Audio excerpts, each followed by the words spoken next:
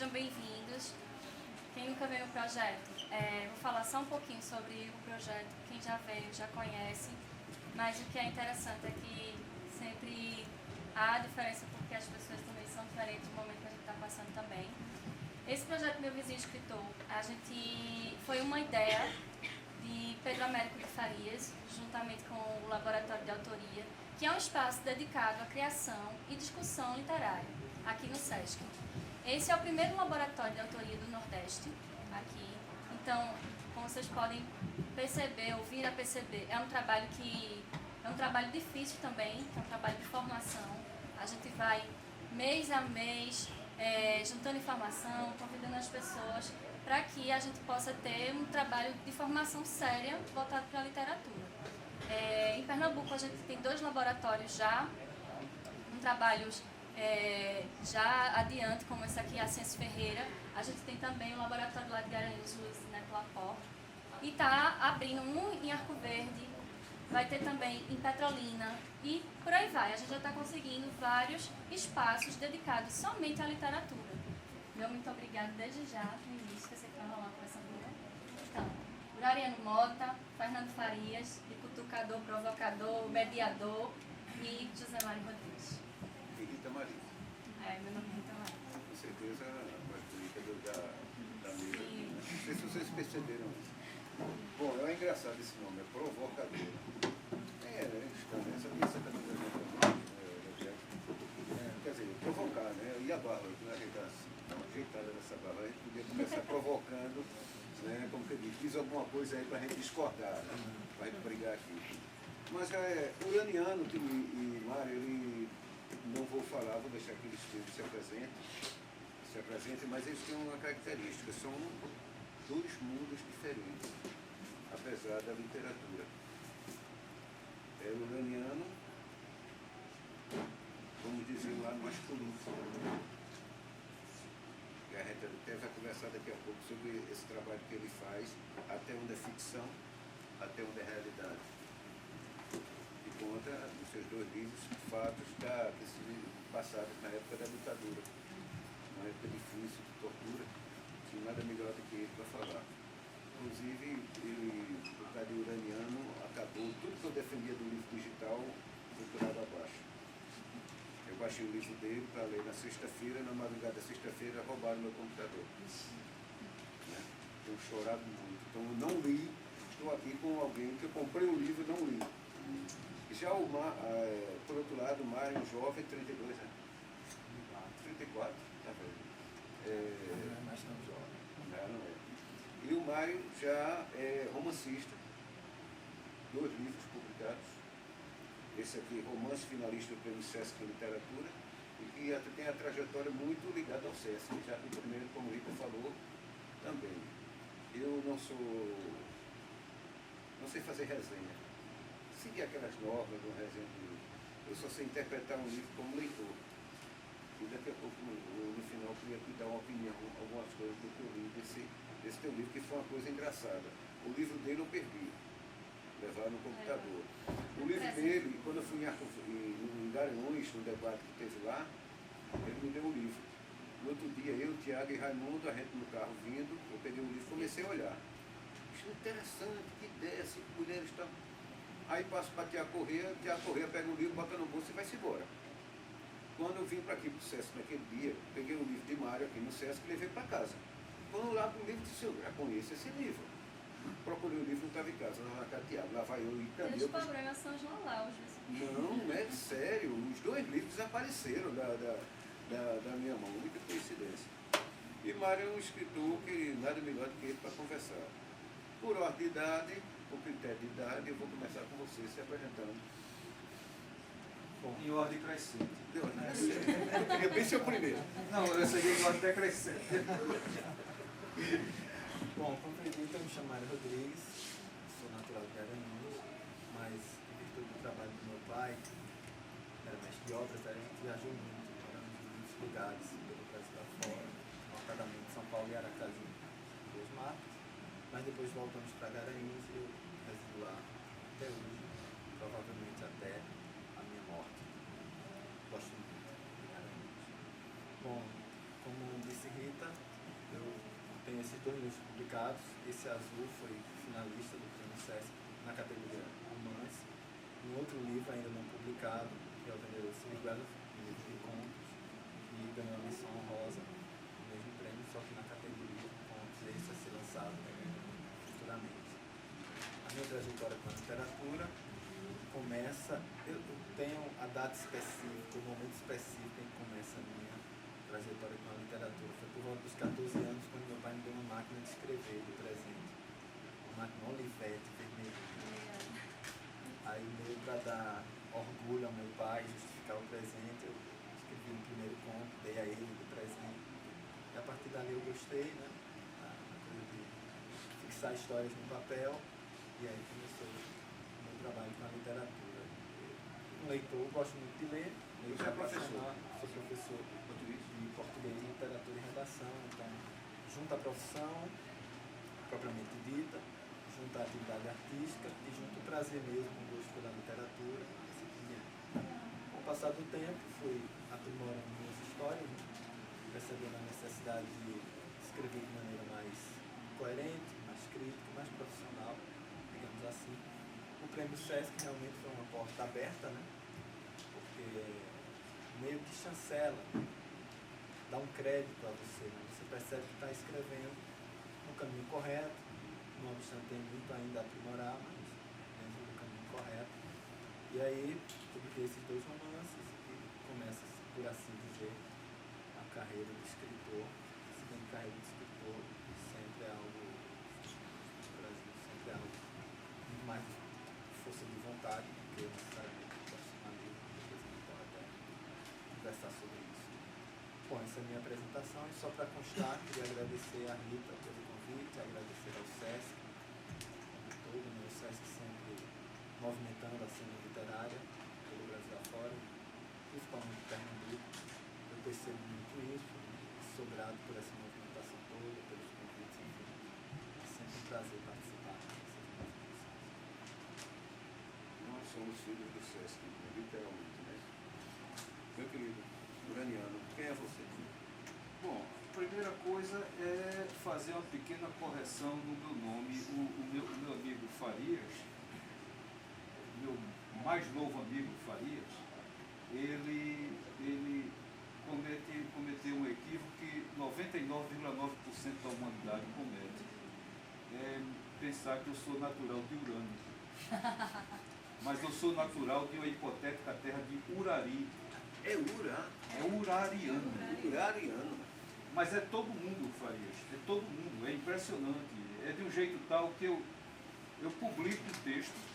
Repare bem, eu publico o texto. As pessoas reproduzem o texto, mas querem. Aí vou dar uma pequena linha de apresentação. Eu vi esse texto de uraniano e abaixo está escrito urariano. Entende?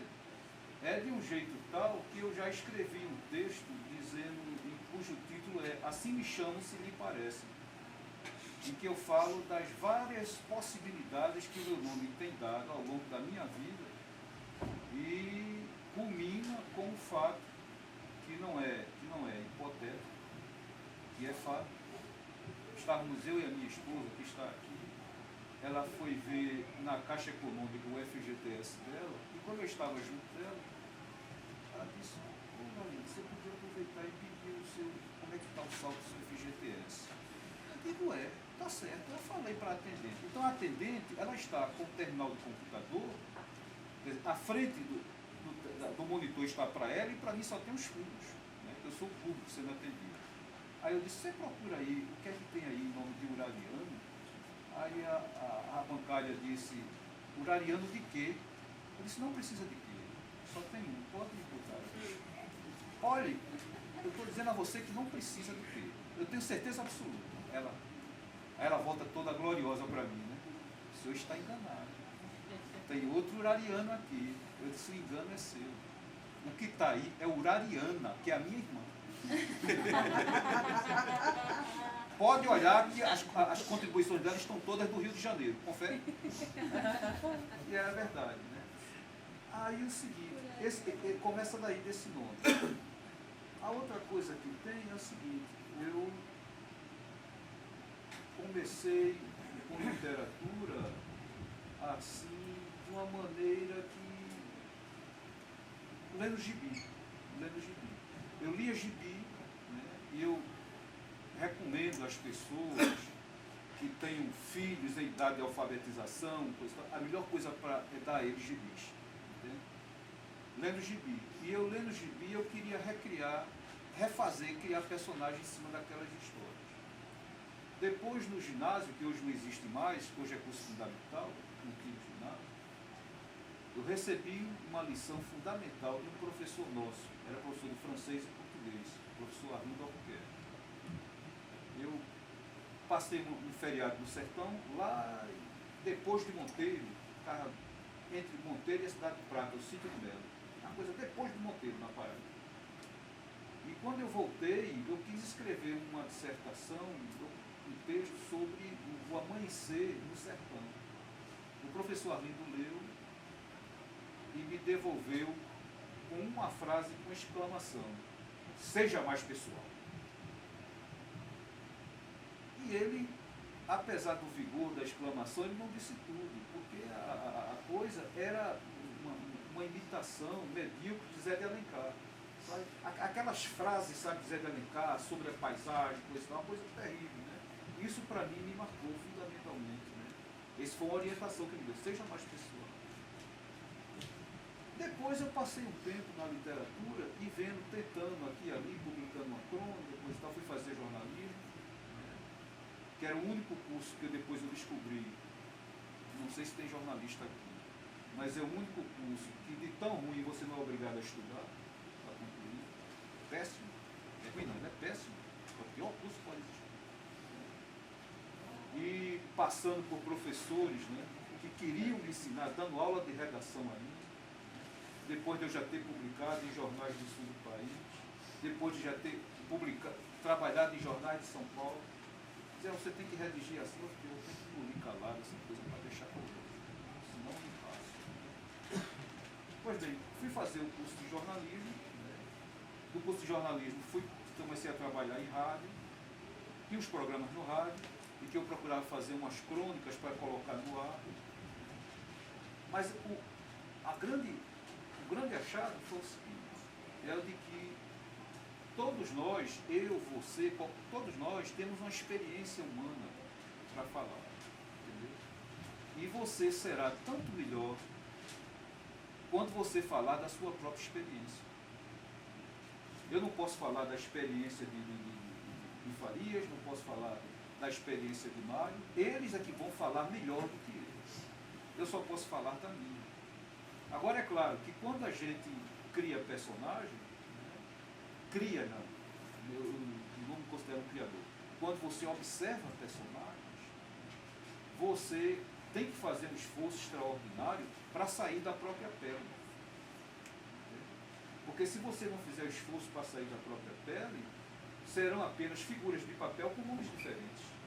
Você tem que sair da própria pele. Você tem que procurar saber como é que reage aquela pessoa, como é aquele homem, como é aquela mulher, como é aquele menino, como pode ser. Quer dizer, eu parto da minha experiência, o que não quer dizer que todo personagem seja eu mesmo.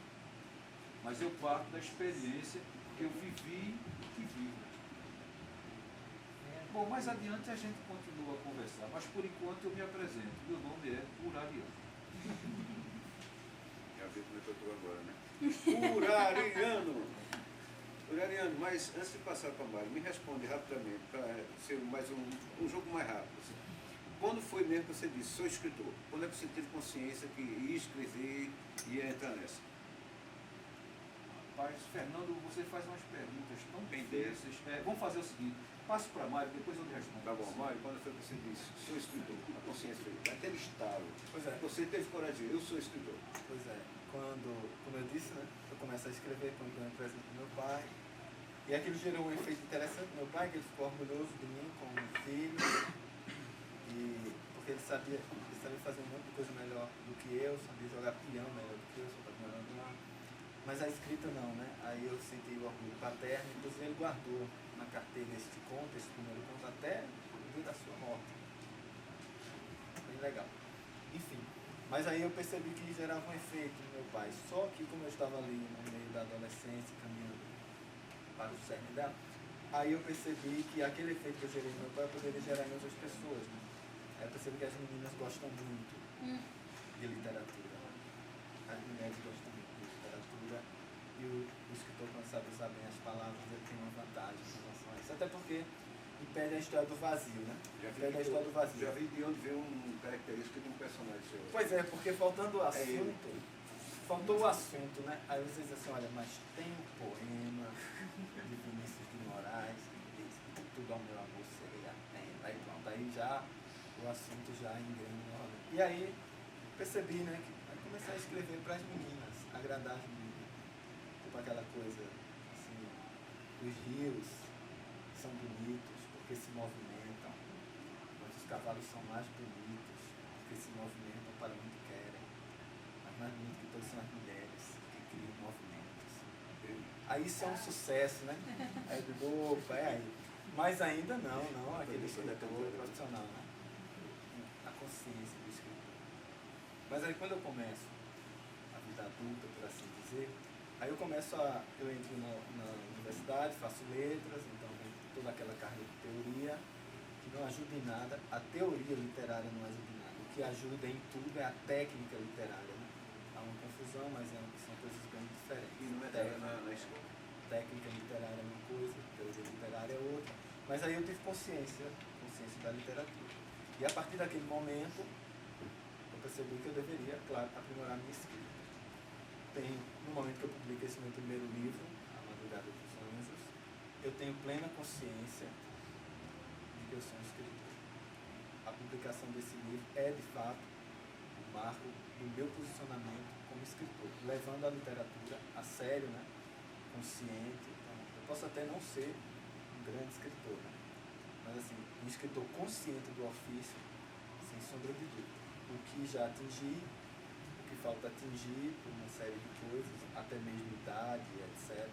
Eu acho que com prosa de ficção longa, romance, a idade tem um elemento também importante nisso e tal. Mas no momento que eu publico esse primeiro livro, eu tenho plena consciência, não. Agora eu sou um escritor porque eu tenho noção do ofício, né? Eu levo muito a sério. Tem um escritor do Ceará, radicado em Pernambuco, um dos mais famosos, que é o Ronaldo Correia de Brito. Ele tem uma frase emblemática, ele diz assim: você quer ser tratado como um escritor profissional? Comporte-se como um escritor profissional. Aí você, tendo essa consciência, né, do fazer literário, que é um trabalho como outro qualquer. Claro que cada trabalho exige uma sensibilidade, exige uma característica, assim é também com a literatura, mas neste primeiro livro eu já tenho essa consciência do fazer literário, então eu já tenho consciência de que sou escritor. Pode interromper a qualquer momento, não vou deixar, depois faz perguntar. Até agora mesmo, já quiser interromper, já pode falar diretamente com o pessoal, né? Obrigado. Agora você, aquela coisa, né, que a gente Agora, de vez fala. em quando eu ainda uso a literatura para aquele outro propósito, que é impressionar. Isso na época do movimento estudantil chamava ganhar por baixo. Não tinha essa frase. Sim. Ele tem uma característica importante, eu garanto a você, como escritor, como a técnica, eu não tenho medo de dizer, o Mário é mais velho do que eu e o Uraniano, muito mais. Ele tem os personagens desse livro que eu li,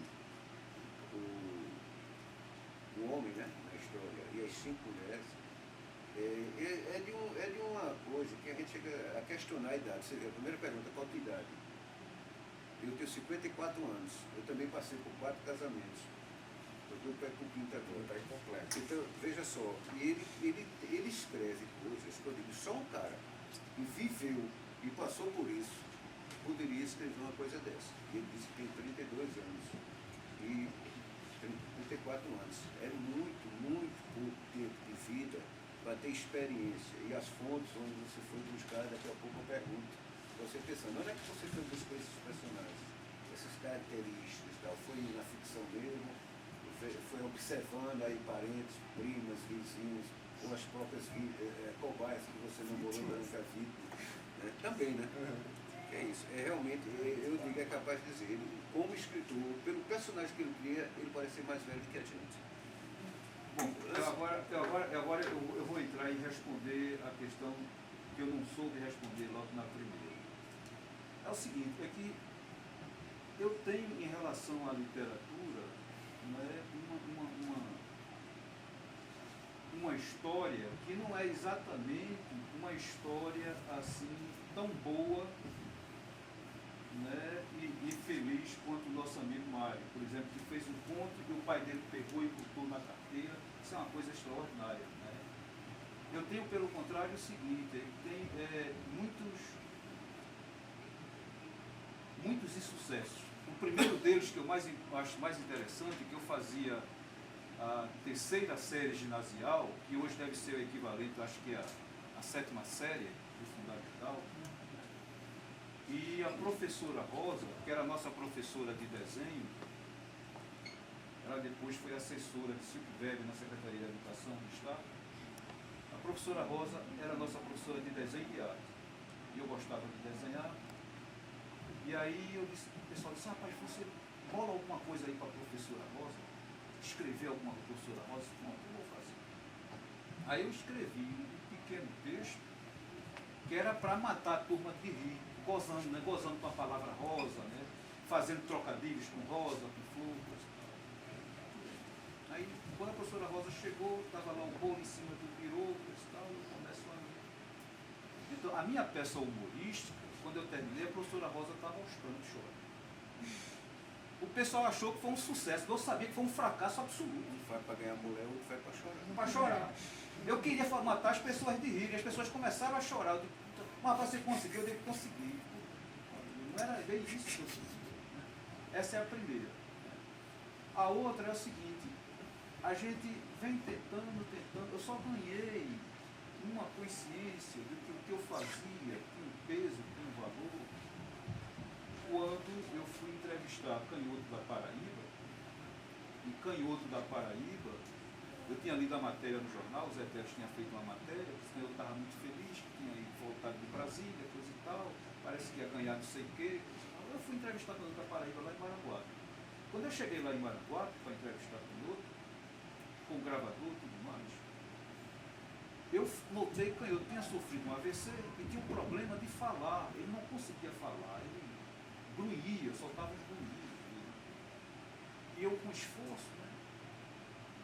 Quando eu chego em casa, eu vou passar limpo a fita.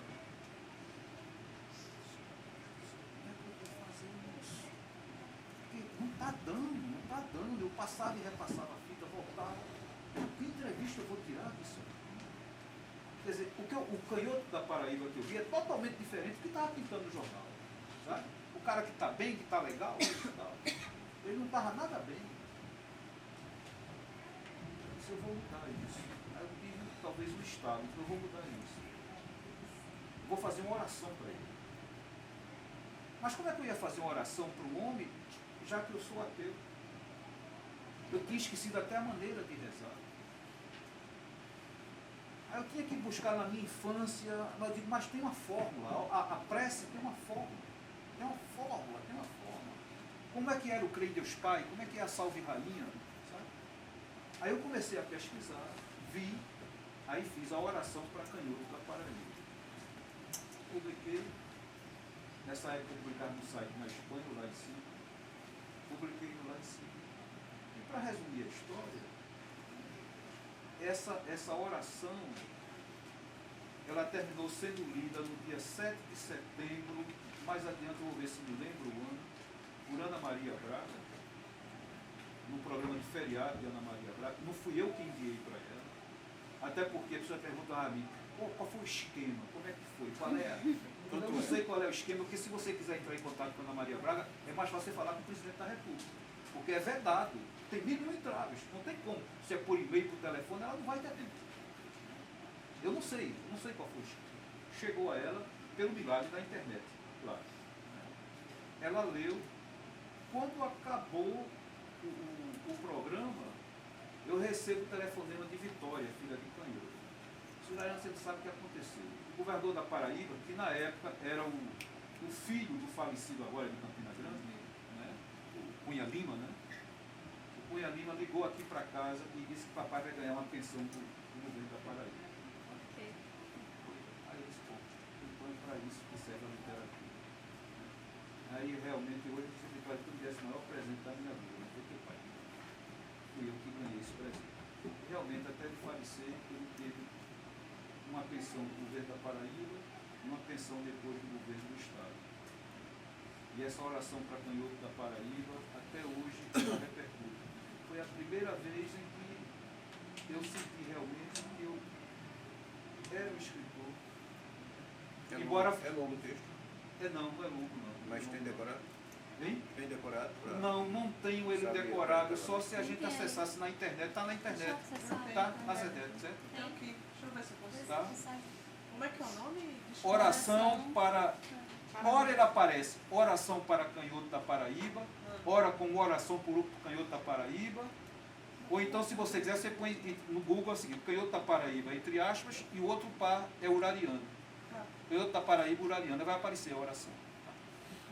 Aí o seguinte, e no entanto, essa oração, né, que muita gente pensa que foi feita por um crente dos poderes de Deus, não foi. Porque na verdade foi uma revolta que eu senti. Mas me diga só uma coisa, me parece que a diferença, uma das diferenças é que quando o Mário, por exemplo, decidiu ser escritor, escreveu um livro, depois escreveu, você não. Você como jornalista, você já vinha produzindo textos, texto, já escrevia até oração, né? Até Sendo ateu, escrevendo oração. oração, quer dizer, mostra até a sua ficção até onde vai, né? E você escrever até aquilo que você não é. É verdade. Isso é literatura. Eu também não sou muito religioso e todo mundo sabe que dificilmente tem um ponto meu que não apareça a palavra Deus. É estranho, né? É estranho isso, uma coisa provocante. Mas aí você escreveu 2 livros. Sim, são 2 romances. Apareceu logo a Ana Maria Braga aqui. Já aparece a do YouTube. Aparece no YouTube, mas tem também ele em texto, né? Tem texto. Tem, já achei aqui. Nordeste Copé. Deixa eu abrir aqui agora. É porque eu acho que... Aí o seguinte, são 2 romances. O primeiro deles, Os Corações Futuristas, né? Eu era bancário. Em que ano isso? Isso foi em 1999. E banquei o livro. Para bancar o livro, eu banquei pela bagaço, eu tive que pedir empréstimo. Pedi um empréstimo, banquei e afundei no cheque especial de lá para cá. Nunca mais eu deixei de afundar. É um bom escritor. E aí foi aí. Esse foi o primeiro, Os Corações Futuristas. E depois, o Soledade no Recife, aconteceu um fato inédito com ele. Eu acho que talvez pouca gente tenha passado isso. Eu mandei um livro por e-mail, sem conhecer ninguém da editora. Quando eu contei isso a uma jornalista daqui, que era dos sindicatos bancários, ela quase caiu de costas. Por e-mail. Porque ninguém aceita livro por e-mail. Ninguém aceita. Você imprime e joga para lá. E o que é que os caras fazem? Os caras dizem, dentro de 2 meses ou 3 meses, se a gente não der resposta a você, esqueça. E o original a gente queima. Então assim, eles queimam. O que eu acho de respeito profundo. Sabe? Queimam. Aquilo que te custa tanto, você sente que vira papel queimado, vira cinza. Então eu mandei por e-mail e fiquei esperando. Eu estava desesperado. Eu sempre estava desesperado. A editora Boitena. Eu estava desesperado. Eu não conhecia ninguém da Boitena. Ninguém. Lascou. O que der, deu. Estou nem aí. E está desesperado, qualquer solução é solução. Né? Aí eu mandei e tempos depois ela disse, está com o meu leitor, está com o leitor, está com o leitor. Aí eu senti que a coisa ia pintar quando a editora disse, olha, eu estou transmitindo um recado do leitor, sem dizer o nome. Disse, olha, ele que esperou 35 anos para escrever esse livro, que espere mais um pouco. Aí tem coisa, aí tem coisa. E veio, né?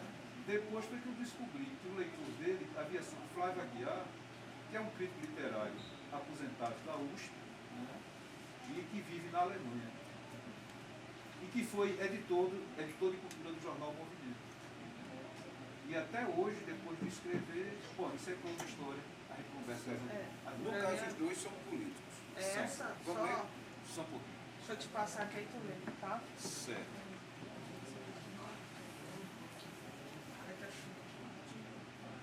É essa mesmo? É essa mesmo, é essa mesmo. Cadê? Deixa eu passar. Eu vou ler só um trecho, viu, porque está em pequenininho.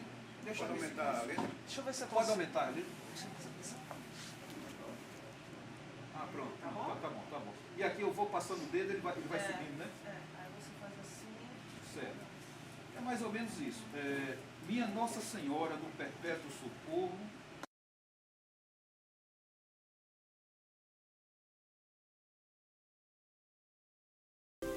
Existe um violonista de nome Francisco Soares de Araújo que a simplificação da gente achou por bem chamar de Canhoto da Paraíba.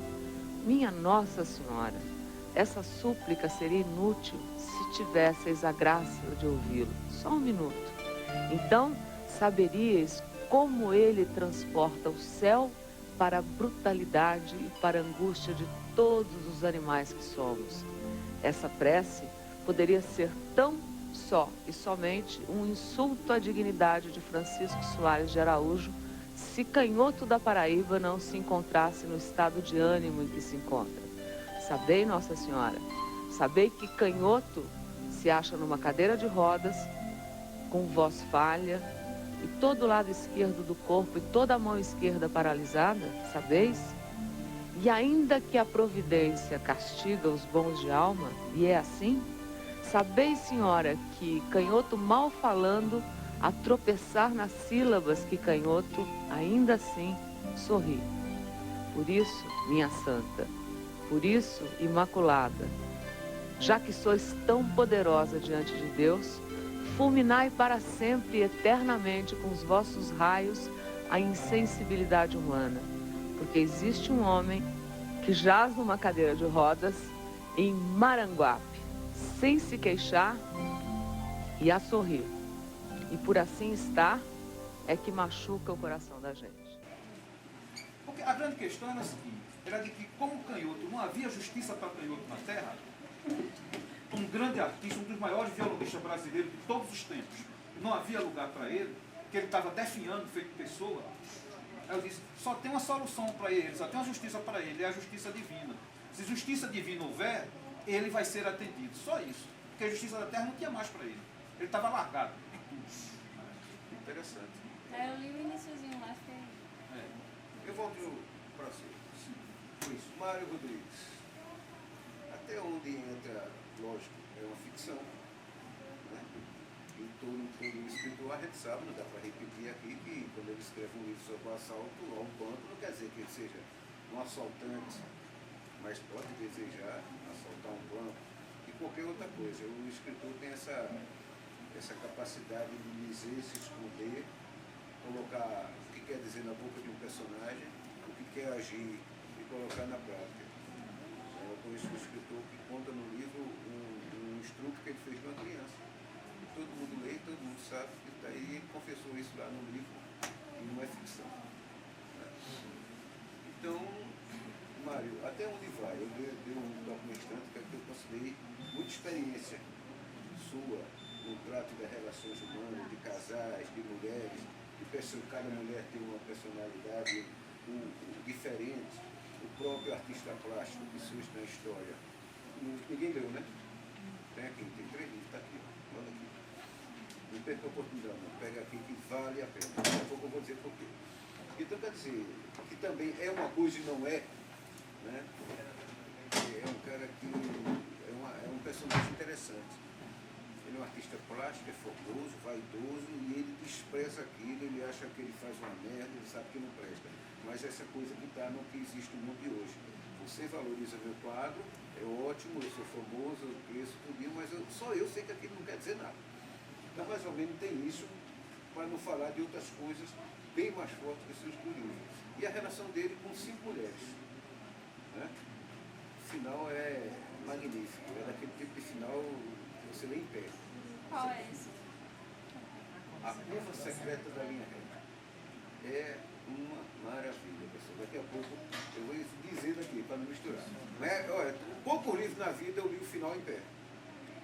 Mais que 100 anos de solidão, Plumas de Avalon, que não dá para você ler sentado. Você tem que se levantar e fica... Falta 3 páginas só, meu Deus. Bom, isso aconteceu com esse livro. Né? Eu imaginando quem era o assassino e tal, etc.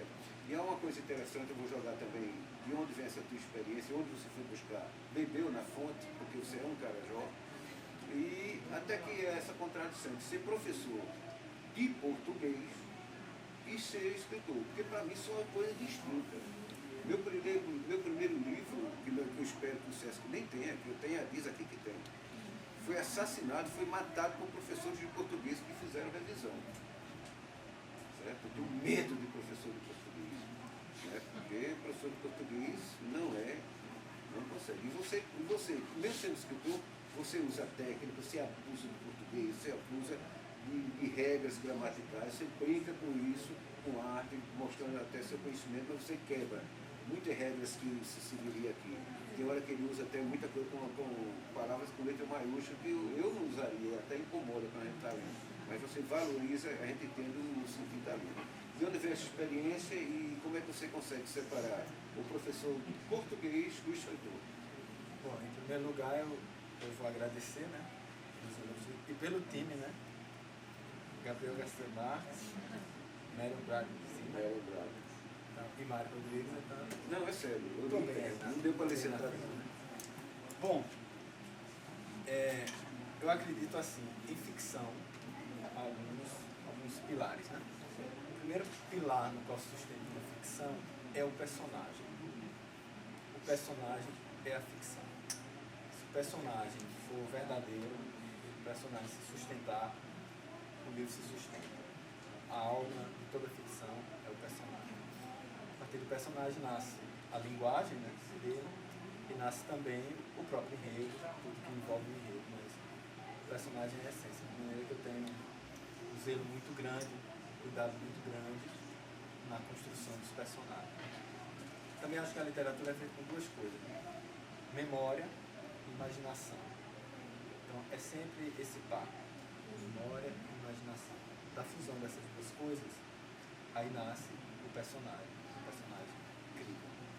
Nesse caso, o personagem, ele não tem, obviamente, a ver comigo em nenhum aspecto se imaginar, nem fisicamente, nem profissionalmente, assim por diante, mas algumas memórias vieram para a construção desse personagem e confluíram exatamente com a imaginação. No que diz respeito a essa... O livro é assim, né? É um sujeito plástico que se envolve ao longo da sua vida com 5 mulheres. E aí essas 5 mulheres, elas foram inspiradas, né? Em algumas mulheres que eu conheci na vida. É muita doida, né? Não necessariamente conhecer no sentido bíblico da palavra conhecer, né? Mas, assim, talvez uma qualidade minha seja essa coisa da capacidade de observar, né? De observar, de visualizar e de trazer isso para a ficção. Então, embora essas mulheres não tenham existido, eu não tenha relacionado com elas, mas o fato de ter percebido em algum momento da vida pessoas parecidas, né? De certa forma, isso me facilitou a construção. Mas é sempre isso, um processo de memória e um processo de invenção. Da fusão dessas duas coisas nascem. Talvez a questão da idade e do livro Não Transparecer a Cidade seja o caso da observação mesmo. É uma coisa treinada, digamos assim, né? Eu percebo muitas vezes fotografando o momento. Por exemplo, né? Se eu percebo que nós aqui nessa sala poderíamos ser fruto de uma ficção, aí eu conseguiria fotografar esse momento. Entendeu? Aí, por exemplo, as estantes de livros, o gesto de cada um aqui, o gesto de cada um, o pessoal que está mais atrás observando, o desenho semi-infantil lá atrás. E aí, quando eu vou escrever, esses registros acabam vindo. Então, o trabalho consciente com a memória, o trabalho consciente com a memória e, claro, a imaginação, acho que daí vem talvez essa possível força dos personagens. Mas a força do personagem às vezes não está no gesto, ou não está como você descreve bem aquela geografia. Você conhece toda aquela cidade, São Paulo, conhece tudo aquilo, né? Conhece. Então é interessante, ele descreve e você termina conhecendo a cidade que eu não conhecia. Agora eu conheço Alcântara. Através, agora, existe uma sutileza, existe uma arte sua, que não é só a questão do perfil físico, é o lado psicológico, né? O perfil psicológico de cada um personagem vai acontecendo, que não é fácil, certo? Ele descreve muito o perfil físico, inicialmente, depois solta. Ele relata os encontros do personagem com as 5 mulheres, o primeiro encontro e o último. E deixa, eu acho que alguém fala aqui, deixa o que aconteceu entre eles na mente da gente. Ele só conta quando ele conhece e quando ele se despede, o último encontro. E o que aconteceu no meio, você conhece os personagens. Eu tenho uma raiva de Fabiana. Eu não quero papo com essa mulher. Você concorda comigo? Não quero. Eu não queria essa Fabiana na minha vida. Personalidade forte. Forte, não é tudo mesmo. Então, quer dizer, é dominadora, sei lá o quê. Então, quer dizer, esses personagens ficaram tão fortes que eu posso brigar com a mulher, eu estou com raiva dela. Quando o escritor consegue isso, é porque ele é escritor, é o que diferencia, é isso que eu quero. Como eu disse, eu não sei fazer resenha, mas o que, como leitor, diria, é nesse momento que eu acho que o personagem começa, ele cria vida. É porque a gente chega naquele ponto que eu comentei antes, da consciência, da consciência mesmo do escritor, né? A consciência de que eu vou construir um personagem com tal psicologia, e aí eu vou buscar os elementos que acabam confirmando essa psicologia. E claro, é uma aposta com o leitor. No caso desse livro, muitas coisas ficam por escrever, né? Não é um livro palavroso exatamente por isso, porque deixa muitas lacunas para que o leitor preencha essa Mas tem hora que você abusa de um Então, vocabulário até mais rebuscado também, um pouquinho. Ele mas sai de abilolado para nécio.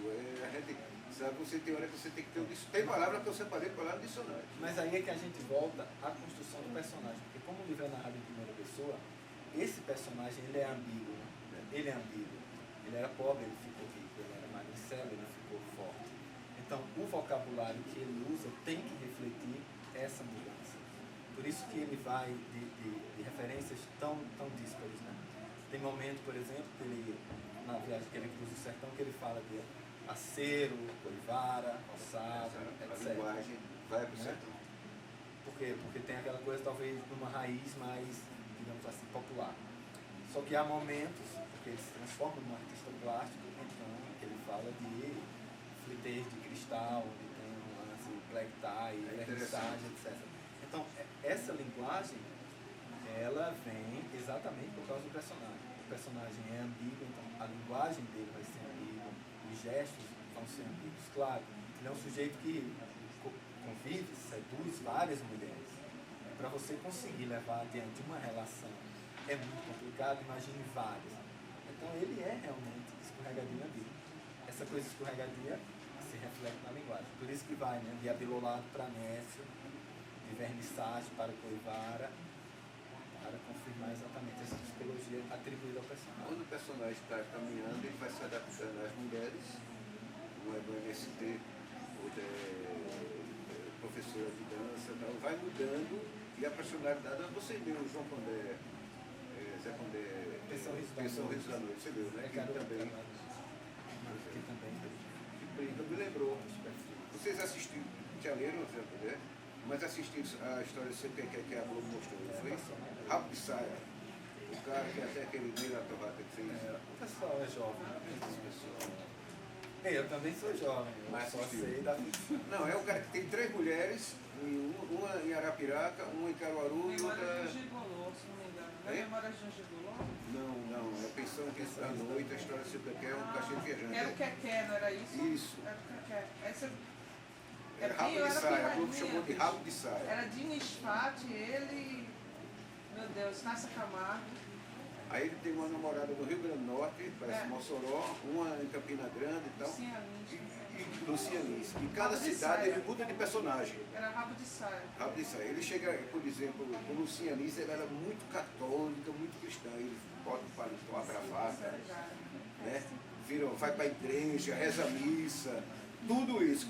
Aí ele viaja. Quando ele chega em Caruaru, ele vai para a zona, vai para o puteiro, aí é ateu, não sei o que é sacana e tal. Então ele muda de personalidade de acordo com a mulher. Quando ele chega em Rio Grande do Norte, é Missinha, né? Missinha é uma menina de 20 anos, bem novinha, que namora Deus e o mundo e bota a gaia nele. Aí ele já é o coroa, ele vai mudando, é um camaleão que vai acontecendo. Entendeu nessa foto também? Não foi uma coisa consciente não, mas agora citando, talvez Eu fiz seja uma essa ligação. ligação. Apesar de você é muito mais profundo. E é uma ligação verdadeira, mas que eu ainda não tinha pensado. Eu penso muito nesse livro, tem um personagem do Rubem Fonseca, que se repete em alguns romances dele, mas sobretudo um romance chamado Buffy Spallanzani, que é um escritor chamado Gustavo Flávio. Aí, assim, digamos que esse personagem, ele dialoga com Gustavo Flávio e com muitos outros, né? Com muitos outros elementos literários. Como eu disse no começo, o escritor acaba sendo um leitor apaixonado. Tanto dele fazer histórias em parceria com o escritor, porque na verdade quando você é um leitor, você faz a história em parceria com o você quer fazer sozinho e buscar uma parceria agora com o seu leitor. Então essas várias influências acabam realmente nascendo, confluindo. Foi uma ligação bacana. Zé Condé. Somos quase que conterrâneos. 80 quilômetros de distância. Uraniana, aí ao contrário, a gente volta já para isso. Aí Soledad no Recife. É uma história, é um romance da esposa do Cabo Anselmo. Já deve ter visto falar do Cabo Anselmo. Que foi um líder da Marinha, revolucionário, de esquerda, e que depois fez saber um grande dedo duro que entregou todo mundo no movimento comunista. Muita gente foi presa e morta pelas denúncias do Cabo Anselmo. E Soledad era a esposa dele. Aí a gente tem um personagem, vamos para o outro lado agora. Aí você tem personagens que existiram de carne e osso, que viveram e tal. Aí aquela conversa lá fora que eu manchetei aqui. Até onde, já que aqui o personagem é real, até onde aqui a gente está trabalhando com ficção e onde a gente está trabalhando com realidade, com história. Bom, uma vez em Natal, eu fui lançar esse livro lá em Natal, e lá na livraria da cooperativa, que fica no campus da universidade, eu disse o seguinte, que em arte, em literatura, não existe, como em tudo que é vida, vital, não existem fenômenos puros. Tudo é misturado. Entendeu? Assim como não existe, era isso que eu chegava, assim como não existe raça pura, todas as raças são misturas, algumas com um determinado padrão. Em literatura, fundamentalmente, tudo é misturado. É híbrido, é um gênero híbrido, por natureza. E não só. Como gênero híbrido, ele relembra, ele remonta também ao amor.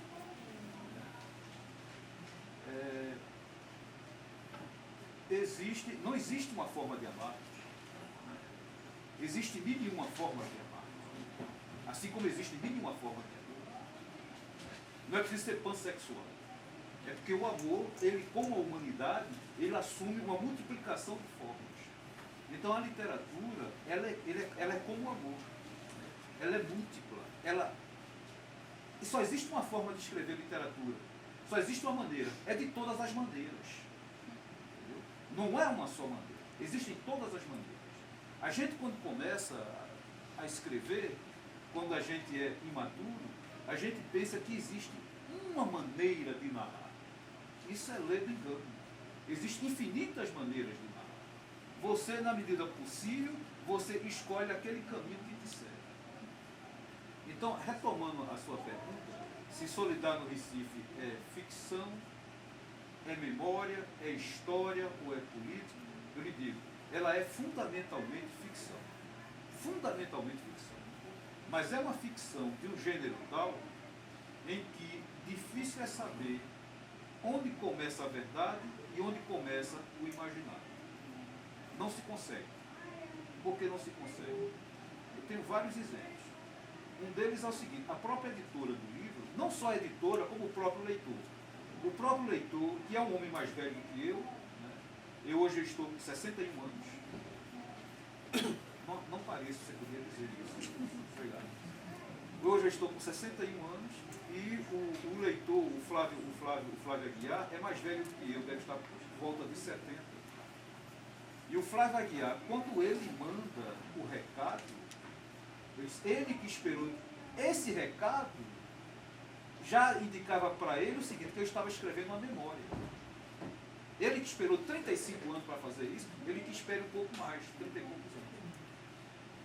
Quando eu vou ser entrevistado pela editora do Rio Mundo, a Conceição Mendes, se ela me pergunta se eu fui namorado de Soledad, se eu namorei Soledad, aí eu disse, não, eu nunca fui namorado de Soledad, nunca namorei. Quando eu lanço o livro em São Paulo e eu encontro a filha de Soledad, a filha única, que foi criada em Cuba,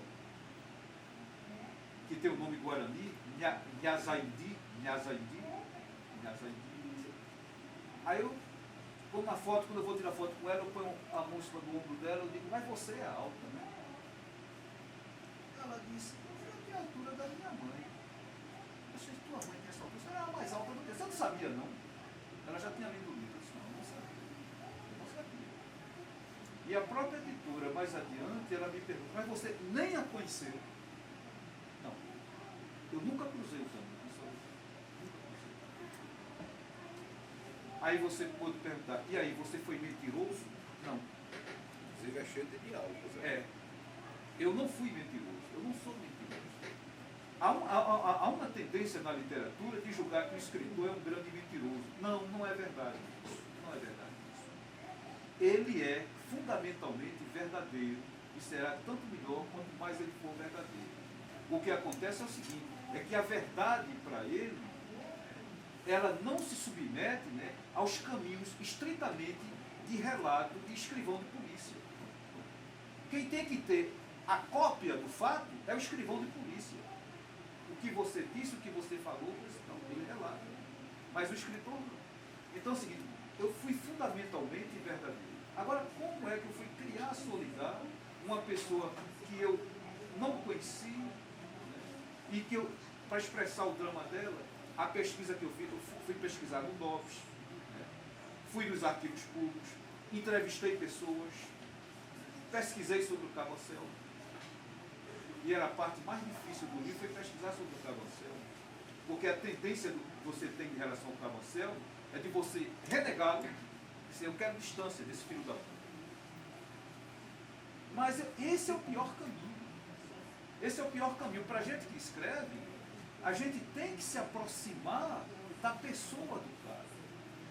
Então eu fui pesquisar sobre o Cabo Anselmo. Eu fui procurar saber como é que funcionava a cabeça do cara. Como é que era aquele negócio. Chegou a falar com ele? Não, ainda não. Provavelmente estivesse morto, mas ele sabe.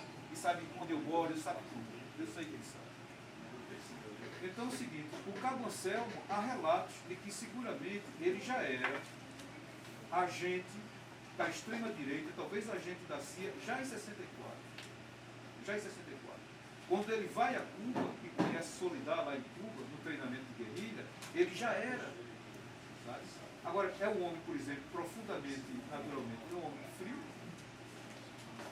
frio, sofisticado do ponto de vista psicológico, e não é. Outra coisa que eu aprendi observando é o seguinte, as pessoas pensam que tem uma tradição horrorosa na literatura, que é a tradição de Lombroso, de julgar as pessoas pela cara, pelo aspecto físico. Isso é terrível, isso não funciona na humanidade, não funciona. Então eu sei, durante a entrevistando pessoas, eu soube. Existem pistoleiros, isso que ele disse foi o médico cirurgião da restauração. Uma vez chegou um pistoleiro lá, ferido. Eu só pude acreditar que era um pistoleiro que pessoas diferentes disseram que ele era pistoleiro. Porque era a cara de anjo. Aquele anjinho de igreja era a cara do anjo. Então a gente pensa, por exemplo, que o pistoleiro é aquele cara valente que chega a tirar. Não. O pistoleiro, pelo contrário, ele é profundamente manso e suave. Antes de se fazer notar, ele quer passar incógnito. Ele chega nos cantos, ele chega no bar, coisa e tal. Não é ele quem se destaca. Quem se destaca é o otário. Comigo é no pau, coisa. Não, comigo não é no pau, ele está fora disso. Ele não. Agora, você deu um dinheirinho a ele, ele mata o cara numa boa e depois recebe o dinheiro e vai embora. Só. Isso é um trabalho dele. Eu uma vez bebendo. E a Selma, você vê essa imagem. A Selma é assim. A Selma é assim. Por quê? Porque os relatos que eu tenho de pessoas é de que ele é um homem profundamente manso, educado, gentil. É aquele cara que você não pensa duas vezes para passar um ano na Argentina e deixar sua filha com ele. Sem nenhum problema. Eu queria até fazer uma pergunta. Alguém fez uma pergunta aqui? Não. Quando eu estava analisando seu livro, ele é chamado Daniel, né? No livro, mas... Foi assim que ele se apresentou no Recife, como Daniel. Recentemente, nessa última fase do Roda Viva, Sim. do programa da TV Cultura, agora com o Mário Sérgio Conte, né? O primeiro entrevistado dessa segunda fase foi o Carrossel. Foi. Chegou a ver essa entrevista, né? Vi. Como o senhor ficou mergulhado nesse universo, né? Sobretudo para escrever o livro durante um bom tempo, convivendo com essa pessoa, vendo, dando aquela entrevista, tal. Qual é o sentimento? Olha, o sentimento... Chega a mexer assim? Mexe, claro. Mexe principalmente no ponto em que ele diz. Repare bem, em que ele diz. Mas é verdade que Soledad, o senhor entregou Soledad grávida do senhor ao Fleury? Tem relato. Tem um relato, eu ponho, vocês sabem perfeitamente, o relato da advogada Messi, né, que a viu no necrotério com feto nos pés. Né? Aí ele diz, olha, Soledad não estava grávida. Mas aí, o cara volta, entendeu? O senhor quer dizer então que o relato que disse que ela estava grávida é mentira? É mentiroso? Você lembra dele? Então o que eu notei, eu até escrevi depois sobre isso. Ele não responde pronto, ele é um cara tão loquaz, tão rápido, raciocínio tão rápido. Ele para, ele gagueja, ele reflete no que vai dizer, ele reflete, ele para, e está no YouTube, veja, ele para. Então, olha, é o seguinte, ela usava DIU, se o DIU realmente evita a concepção, eu não posso acreditar que ela estava grávida. Quer dizer, o que é um torneio de frases, o que é um torneio, faz lá roteiro. Eu vi, e ele é simplesmente, olha, ele é um homem profundamente venenoso, não é preciso dizer que ele é canalha, profundamente canalha. Porque repare bem, na luta política existem pessoas que são de direita e que são de esquerda. Existe a extrema direita, existem sectários à direita e sectários à esquerda. Existe a direita nazista, né, e existe a esquerda sectária. Agora, uma coisa é certa, são campos ideológicos distintos em que os caras, as pessoas agem por convicção. O Cabo Anselmo não tem convicção, ele tem esperteza. Se você perguntar a qualquer militar linha dura se ele quer ter o Cabo Anselmo ao lado dele, ele diz, vá para o inferno que o carregue. Porque sabe que o cara não tem convicção nenhuma. Ele é do lado que está dando certo. Então ele julgava naturalmente que a ditadura ia ser eterna. Ele deitou e rolou, mas deitou e rolou. Entregou meio mundo.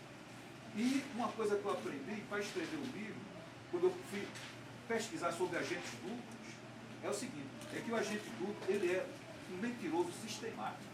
Esse é o mentiroso, não é isso? Esse é o mentiroso sistemático.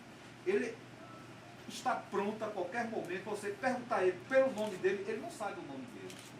Se você dissesse Anselmo, não é comigo. Ele está preparado, não é comigo.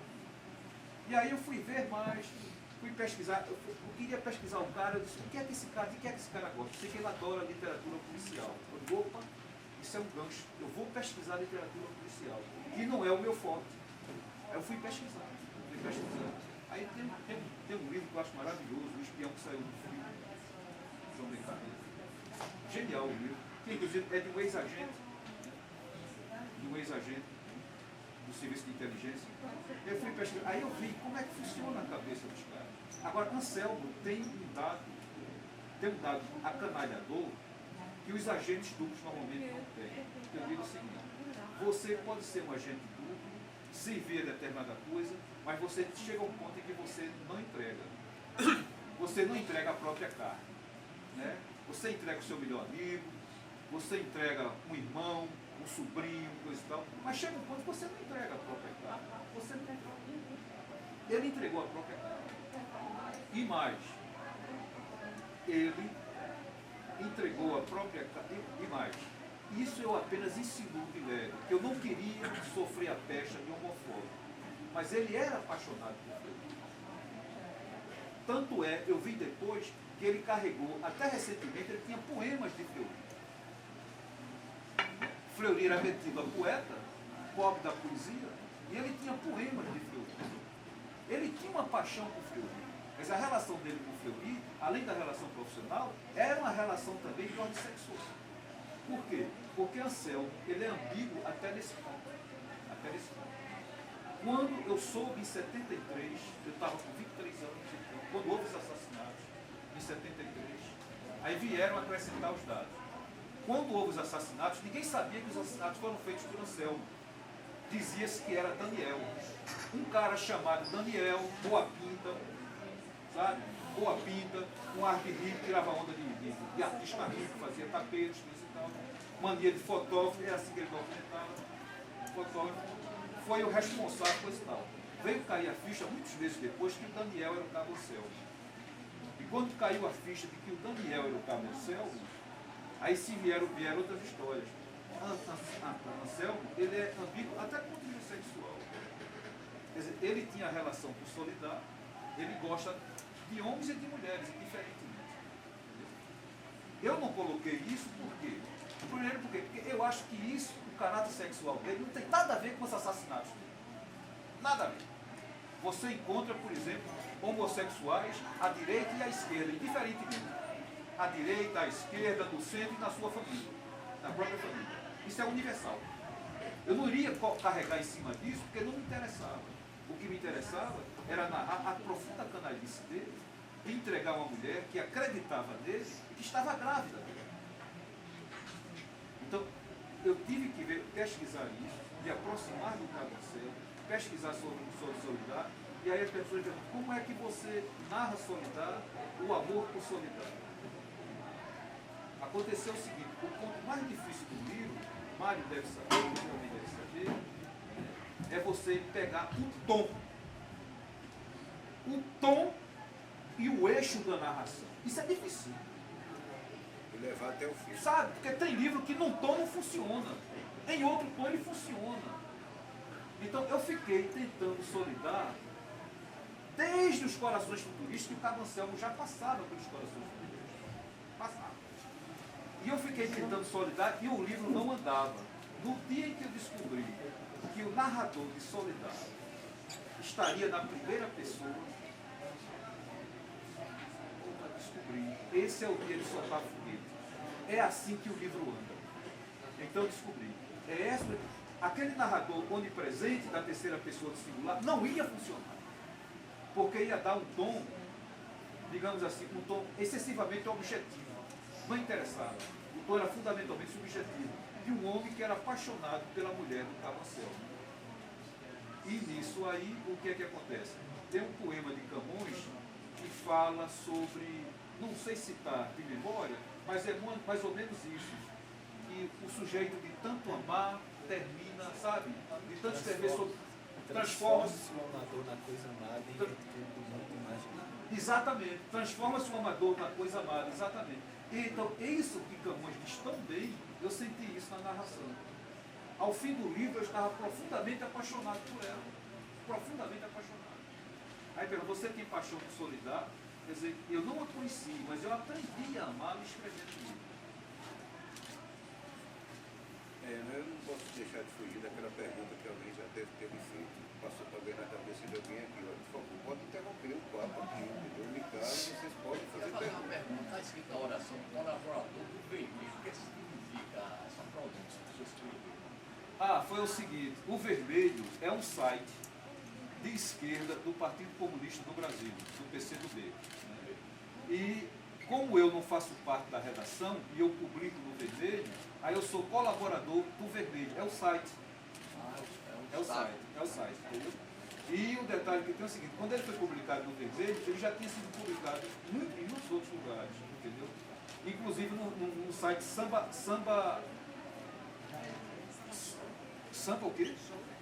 Samba Choro, o site Samba Choro, que é dedicado à música popular brasileira. Eu já tinha deixado lá. Entendeu?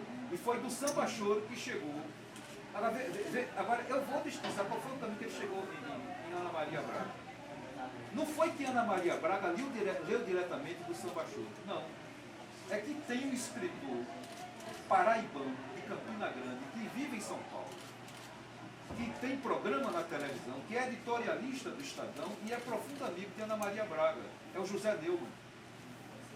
Então foi José Neumann que, por ser paraibano, leu e passou para Ana Maria Braga. Não fui eu, foi ele quem passou.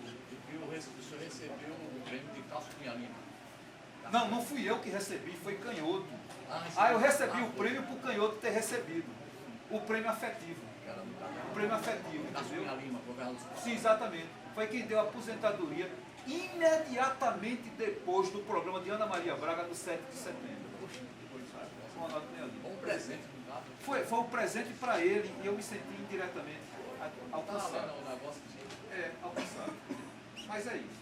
Eu ia te perguntar, pode interromper, eu vou pegar na hora que quiser. Eu ia te perguntar o seguinte, você é um cara militante, ideologicamente de esquerda, desde a sua juventude, eu também fui militante dessas coisas ali. Mas vamos falar de literatura. Isso. Estamos numa biblioteca, Isso. acaba sendo um personagem interessante. Sem sombra. É um personagem. É um personagem interessante. Que tem muito ainda que trabalhar nesse Sim, tem. Ele Ele é mais é rico. rico. Ele é mais rico do que sonha a nossa ficção. Ele é mais rico do que sonha a ficção. Supera. Ele supera. Depois de escrever o livro, eu peguei o depoimento de um ex-preso político que pegou um bilhete dele para o setor de segurança, dizendo o seguinte, é de pasmar. Ele dizia o seguinte no bilhete, com a letra dele. Eu confesso que estou seriamente envolvido com ela. Seriamente envolvido com ela. Se for possível, retirar dela a solução final, eu gostaria. Se for possível. Quer dizer, é um sujeito sem nenhuma ação, completamente entregue. Ele primeiro admite que está envolvido afetivamente com ela. E depois, mas se não for possível, né, a vida continua, né? Vamos para frente, né? O que é diferente de outro personagem que transita aí, né, o Jarbas Pereira Marques, que era comerciário na Ramiro, né? Jarbas Pereira Marques foi assassinado, foi morto. Por quê? Porque na hora dele fugir, ele já sabia que Fleury estava no Recife. E onde Fleury chegava, boa coisa não ia pintar. Tá? Fleury era paulista, estava no Recife, a troco de quê? Ele sabia, ele já tinha desconfiado que Daniel, ele não sabia que era Céu, era infiltração. Aí a advogada Messia, depoimento da advogada Messia, diz para Jarbas, você vai ter que sair daqui. Desapareça daqui. Ele disse, mas Tessinha, aquela mulher dele, está com a barriga pela boca. Se eu sair, eles vão em cima de Tessinha. E Tessinha é muito frágil, não vai aguentar. Eu vou ganhar um dinheiro que está no período de férias, vendendo livro para o ano letivo, para o ano escolar esse ano, e com esse dinheiro a gente vai embora. Não deu tempo. Quer dizer, ele, por causa da mulher, foi assassinado. Foi torturado e assassinado. Agora, voltando à coisa, é o seguinte. Literatura é fundamentalmente literatura. Agora, eu vejo o seguinte. A literatura, ela tem base no real. Quer dizer, a literatura mais imaginosa possível. Se você pegar, por exemplo, aqueles contos das Mil e Uma Noites, né, que é dado como o extraordinário caminho da fantasia, aquelas Mil e Uma Noites é em cima da história dos povos árabes. Se você pega a Bíblia, e o interessante é que a Bíblia é um extraordinário livro de ficção e as pessoas não se dão conta. É um extraordinário livro de ficção, por quê? Porque na Bíblia já começa pela criação do mundo, né? No princípio era o verbo, que coisa bonita. Né? Já começa pelo Gênesis, né? No princípio era o verbo. Quando você vai, a primeira literatura erótica, uma das primeiras literaturas eróticas do mundo, são os Cânticos dos Cânticos de Salomão. O Cântico dos Cânticos é uma literatura erótica, profundamente erótica. Tá? Se você quer saber como as pessoas agem, você vai ver incesto, você vai ver pedofilia, você vai ver assassinatos, roubos, tudo isso está na Bíblia, principalmente no Velho Testamento, que eu recomendo profundamente. Sabe? É uma aula de humanidade o Velho Testamento. Né? Você vai ver as filhas de Abraão embebedando o velho para levar o velho para a cama, mas tem uma justificativa moral, né? Qual a justificativa moral? Porque não havia mais homem, aí tem que bebedar o velho que é para a continuidade. Né? Essa é a justificativa moral. Também está na Bíblia o que acontece com o rei Davi. O que é que acontece com o rei Davi? Quando veio o invasor, se engraça da mulher dele, que era belíssima. O rei Davi sentiu, disse, opa, não, essa aí é minha irmã. Então, que diz, pode entrar, né? Está em casa. Está em casa. Porque se ele dissesse que era marido, ele tinha a cabeça cortada. E o cara ia pegar a mulher dele do mesmo jeito. Quer dizer, a literatura, ela tem os vínculos com a realidade de tal maneira que a gente às vezes nem se dá conta, nem se tem consciência. Você às vezes quer fazer uma coisa mais imaginosa, mais fantasiosa, mas ela tem uma base real. Por que ela tem uma base real? Porque você sempre parte da sua própria experiência, você sempre parte das coisas que você viu ou que sentiu. Então, quando Mário diz muito bem que a literatura ela se compõe de memória, né, tem memória e imaginação, eu não sei, sinceramente, até onde vai a imaginação e até onde vai a memória. Porque é tão imbricado, é tão, sabe, aquilo que muitas vezes você pensa que é imaginação, que é uma fantasia, aquilo é memória e você não se deu conta. Entendeu? Você fala de uma coisa, de um golpe que sofreu na infância, você não estava nem aí. E pensa que aquilo é imaginação. Aquilo está na tua memória, está guardado. Aí eu não sei até onde é memória, até onde é imaginação. Quer dizer, é ficção, é fundamentalmente ficção. Mas eu me lembro de Leonardo da Vinci, e ninguém pode dizer que é um homem que não tivesse imaginação. O grande, o renascentista, inventou. Da Vinci, para mostrar os apóstolos, os profetas, dos quadros dele, ele saía olhando modelos de bêbados e pedidos no meio da rua e se transformava em santos. Depois dessa parte, como a gente pular para o lado do carro e tocar no Mário Rodrigues num outro aspecto, que é Eu interessante. também quero perguntar. Quer perguntar logo? Quero perguntar. Não, eu só quero citar. Só assim. Quando eu disse, você começa a ler o livro assim, né? Eu não sei se vocês são assim. Inclusive, você começa a ler, aí vai, aí lê aqui, aí depois retoma. Eu comecei a ler o livro quando vi a seguinte frase: pôr do sol com cor de Jerimum. Eu digo, opa, tem alguma coisa aqui. Aí me sentei direito na cadeira, recomecei, né? Já peguei a caneta, você já pega a caneta, que é diferente ser um livro com caneta e sem caneta, já notou, né? Você não pega a caneta porque não precisa, né? Não tem o caderno do lado, você não tem necessidade. E aí é uma questão de vocabulário, de achados, de chamar achados, coisas para você dizer coisas, às vezes, lugares comuns. E quando ele cita um lugar comum, ele diz, para não cair no lugar comum, ele dá um lugar comum e ele mesmo avisa, olha, não sei se é lugar comum, você usou outra expressão agora, ele avisa que ele fez um clichê lá, que acorda, falta, alguma coisa, ele diz, ele mesmo já vai rebatendo, olha, que merda eu fiz. Né? Essa coisa do vocabulário, e aí, como é que você consegue esses achados?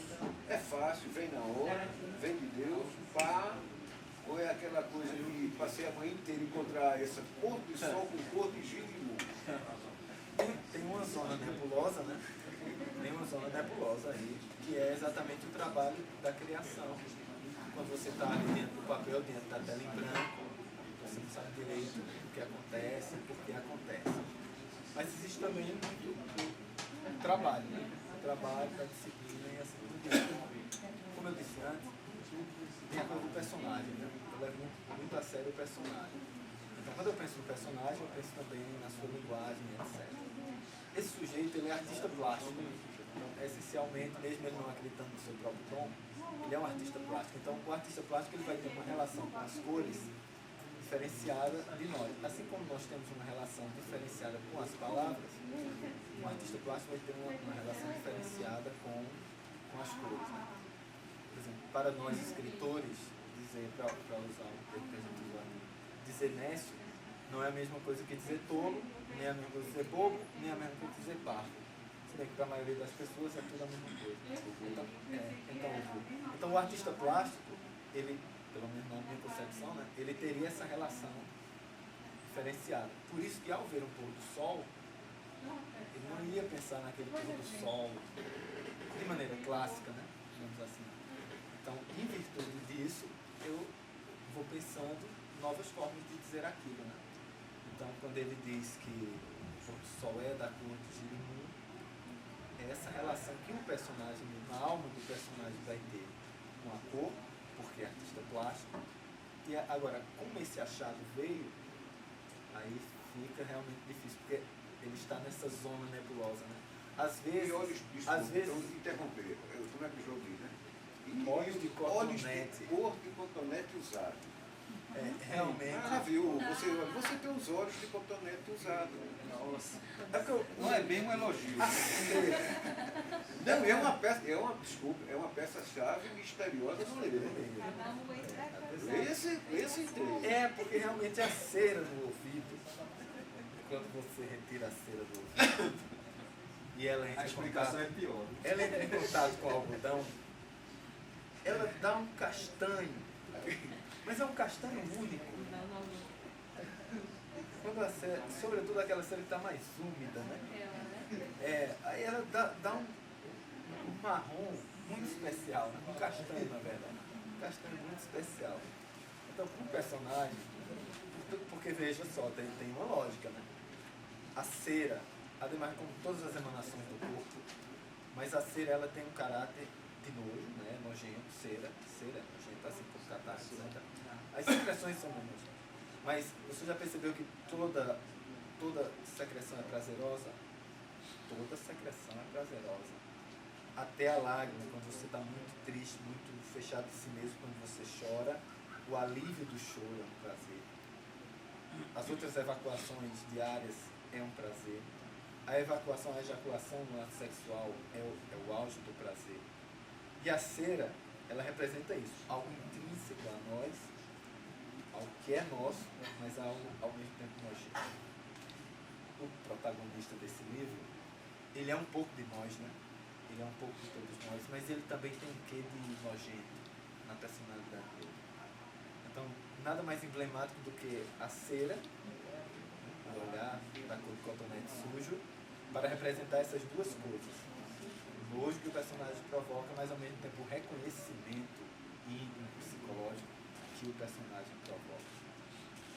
Por isso. Esses achados, claro, são achados porque depois, em retrospectiva, a gente não sabe direito de onde veio isso. Tem um momento no livro Soledad que eu achei bacana, que ele vai tomar uma bebida e ele fala de pitanga, né? Pitanga. Por que a pitanga? É uma frutinha vermelha, né? E o livro vai ser de uma vermelhidão, né? Representada pelo sangue e pela morte. Então eu achei bacana a escolha da pitanga, né? Não da pitanga, mas da pitanga. Né? Olha, de onde veio aquilo? Talvez o próprio autor não saiba. Eu também, né? O momento que aquilo... Mas o porquê daquilo, aí se explica. Eu gosto muito de poesia. Eu leio muito de poesia. O trabalho do poeta é pegar essas imagens, né? Essas imagens inusitadas. É aí que nasce a poesia, né? Então, talvez o fato de ler muita poesia me ajude na hora de forjar essas imagens, né? O sol da cor de Girimum, o olho da cor de cera de ouvido. Então, talvez venha daí.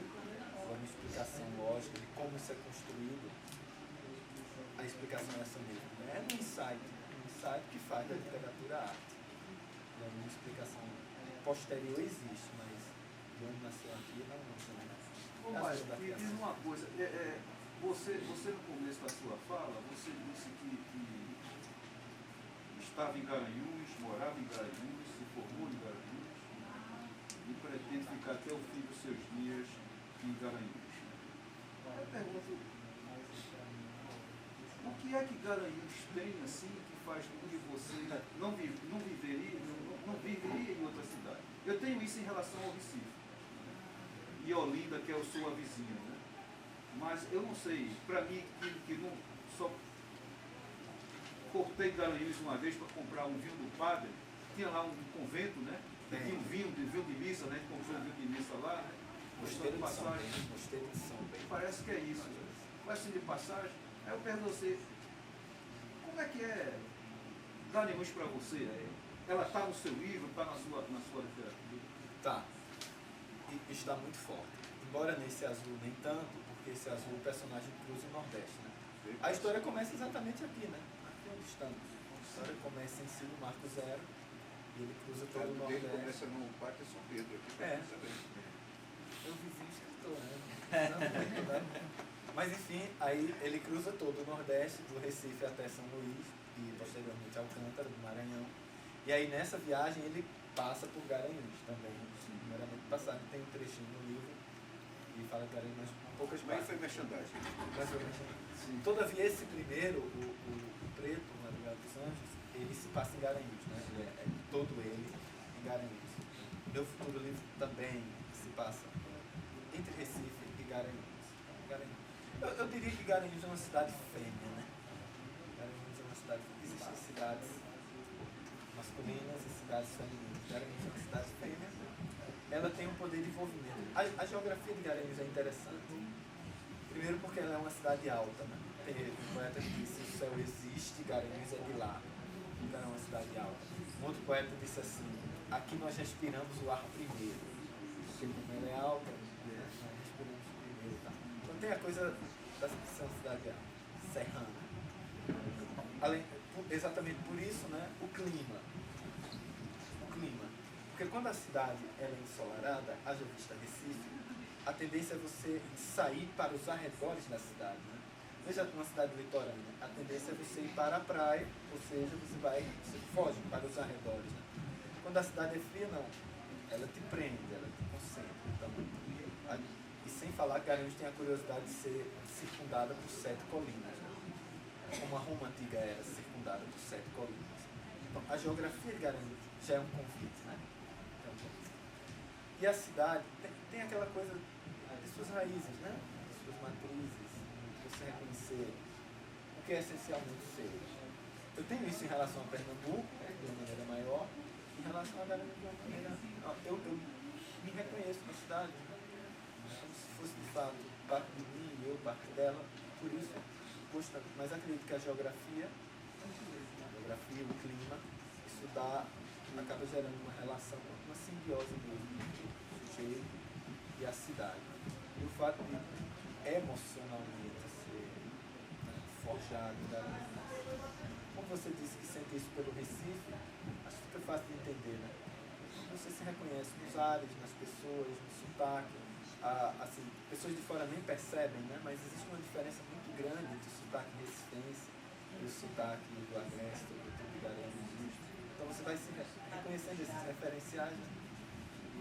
E eu gosto muito da minha cidade. E pelo que eu faço, né, a literatura ela tem essa vantagem. A literatura ela precisa, ela não necessita necessariamente que você saia de onde você está. Né? Como alguém já disse, atribui a Tolstói, né? Não sei se foi ele. Quer ser universal, faz da sua aldeia. Né? Então, como você tem a sua aldeia, então isso lhe dá referenciais, né?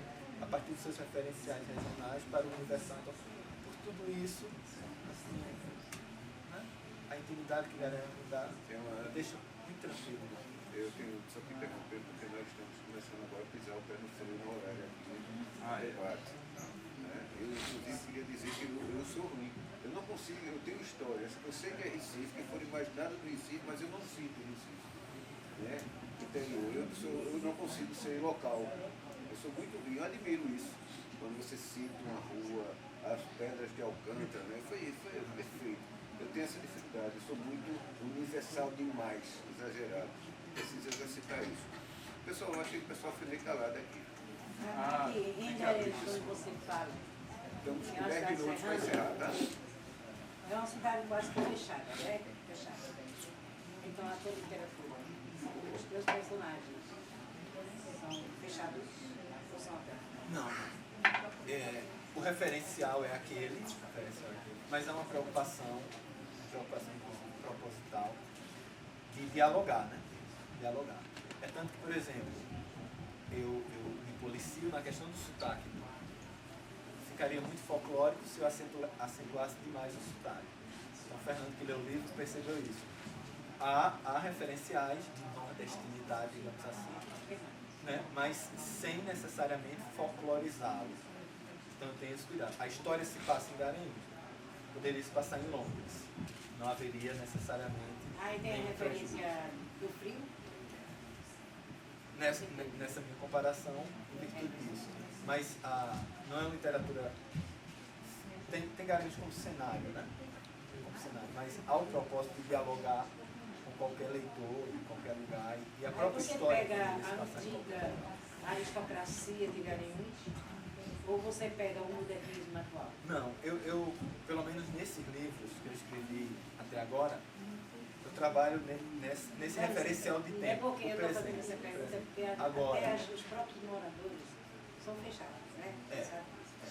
agora há sim um projeto inclusive. Eu ainda escreverei alguns romances sobre casos específicos, porque tem coisas que realmente assim, só acontecem em Garanhuns. Tem detalhes.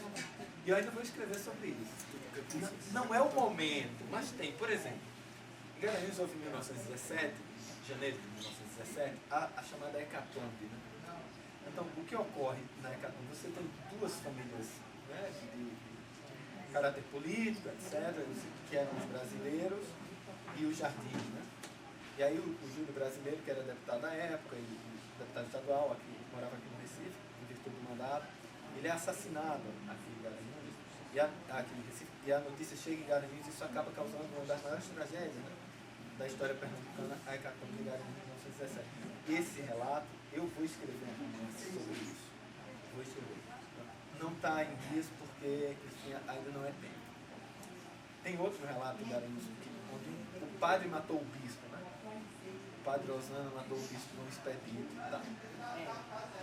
Então, uma cidade, como foi dito, que tem uma história de aristocracia e tudo mais, está fechada em si mesmo, católica ao extremo, e essa coisa do padre De matando o pieguices bispo. também, né? É uma cidade complexa. Eu sou de Conceito de complexa Papagaio. nesse sentido. Tá vendo aí? É vizinho. Minha segunda formação foi em Garanhuns. Pois é. Aí por tudo isso, Garanhuns fornece muitos insumos para um escritor. E esse padre, aí o que acontece? Ele mata o bispo, anos depois esse padre vai ser morto no seu sítio, apaulado. E ninguém sabe direito quem o matou, essa paulada. E recentemente nós temos, vocês souberam aí pela mídia, os canibais de Garanhuns e tal. Tá brincando? Garanhuns se tornou a cidade dos canibais, etc. Eu digo uma coisa, é uma desvantagem com o escritor confeccionista. Como é que você vai imaginar um sujeito, mestre em karatê, esquizofrênico, que mata suas vítimas e com a ajuda da mulher faz coxinhas, empadinhas em suco de suas vítimas? Desculpe, interromper, já interrompendo. Havia o cara Escrevi, era escritor, seu colega de Garanhuns, o cara escrevia. É um escritor de Garanhuns, um canibal. Mas veja só, a ficção vencer essa realidade é muito complicado. É como o Ariano disse, né? Você imaginar um Cabo Anselmo é uma desvantagem para o escritor. Então, você imaginar esses relatos todos é uma desvantagem. Então, essa parte que toca mais o contingente histórico de Garanhuns, trabalharei um dia. Por enquanto, as histórias são puramente ficção e pegam apenas esse retalho, né, da realidade de Garanhuns.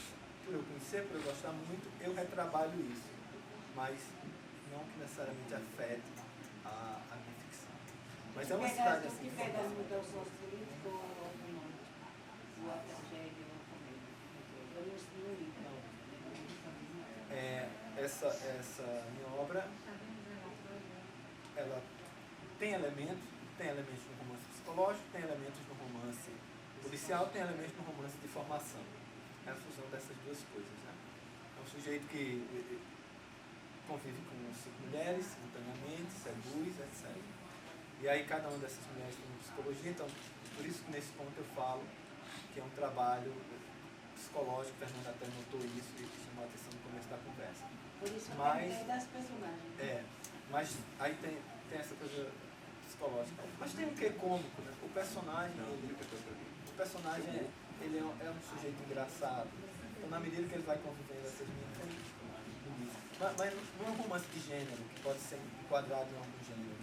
Seria um romance contemporâneo, refletindo sobre isso, sobre nossas escolhas, sobre a construção de nossas personalidades, como mais tarde essas escolhas acabam cobrando, né, seus tributos, e você vai estar disposto ou não a pagá-los, mas que vão cobrar, com certeza vão.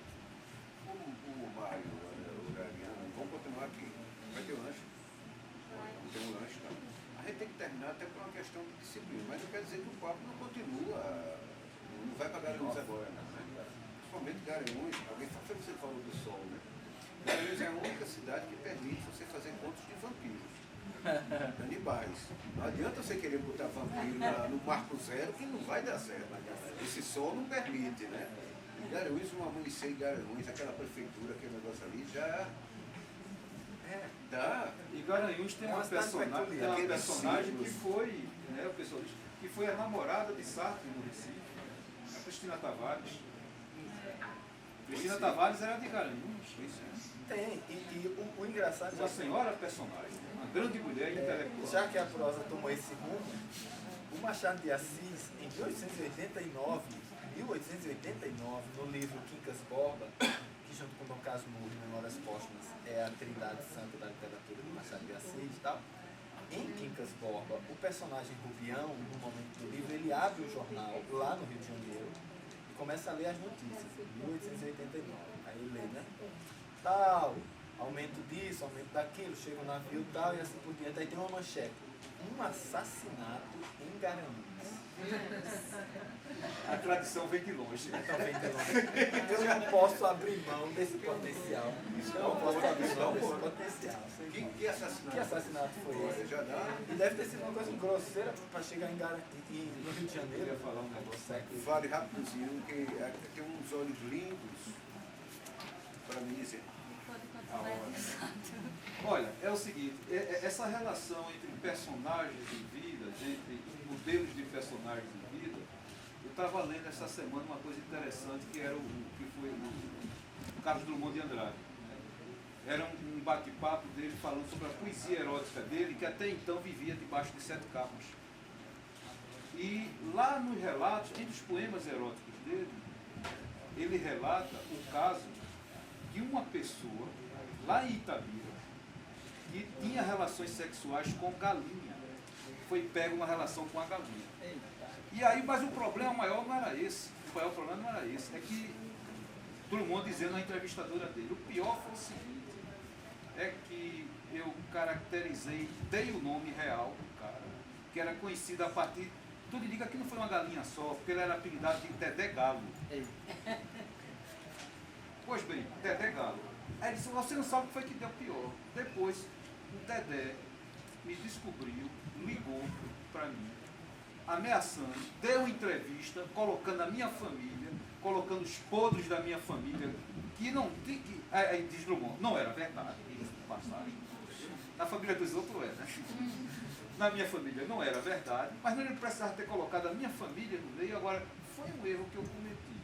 Agora a vontade que eu tinha, aí ele disse, foi fazer com ele o que essa de Queiroz fez. Essa é a melhor parte.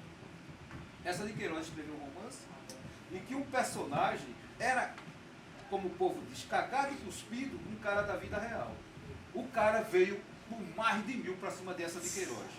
Essa que era muito brilhante, um frasista brilhante, respondeu a ele pelos jornais, saia do personagem. O personagem eu não mudo mais, saia do personagem.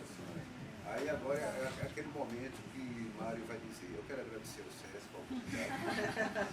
Estou muito feliz.